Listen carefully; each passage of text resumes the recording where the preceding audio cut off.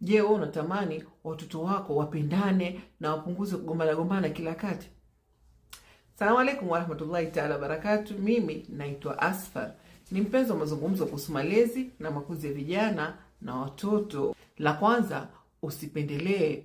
Unajua dini yetu imetukataza kumuonesha upendo mtoto mmoja zaidi ya wengine. Japo kuwa naelewa watoto wote si sawasawa. Mwingine ulezi wake uko rahisi, lakini wengine ulezi wao una changamoto. Lakini kwa hali yote itakayokuwa, kumbuka kwamba Allah kakupa huyo mtoto kwa busara zake na na hikma zake, kwa nini kakupa mtoto huyo. Na la pili, kukiwa na magomvi baina yao, basi wewe usiwe unachukua upande wa mtoto mmoja. Wape nafasi kusikiliza hisia zao, wape nafasi kusikia kila mmoja kuelezee kilichotokea, kwa sababu mara nyingi watoto wako na ugomvi, si tunakuwa hatupo tukajua kimetokea kitu gani. Na mara nyingi, kama si mara zote, watoto wanagombana sasa hivi, lakini maskini nyoyo zao hazina kinyongo. Baada ya muda kidogo, pengine baada ya nusu saa, baada ya saa moja, wanacheza kama hakuna kilichotokea.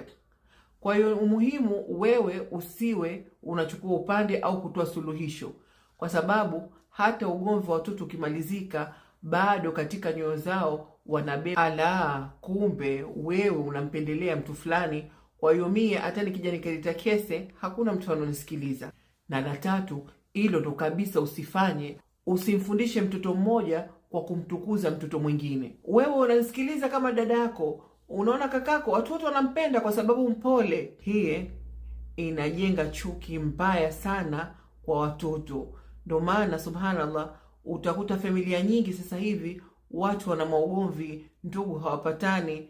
Tunajiuliza, hawa mbona hawapatani, kuna kitu gani? Kumbe kuna vile vimaneno vidogo vidogo vya wazazi ambavyo wakivisema vinawaumiza watoto toka wakiwa wadogo. Kwa hiyo tujitahidi, jua kuwa najua kuna changamoto nyingi sana za watoto, lakini angalau sisi wazazi, walezi wao, tuwe ni rehma kwa watoto, tuwe na huruma kwao, ili wakiwa wakubwa wapendane, wapate kusaidiana wao kwa wao.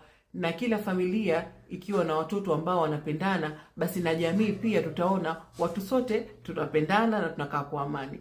Kama mpenda madangu hii, na kuombea share nyingine, alafu ni follow. Asalamu alaikum.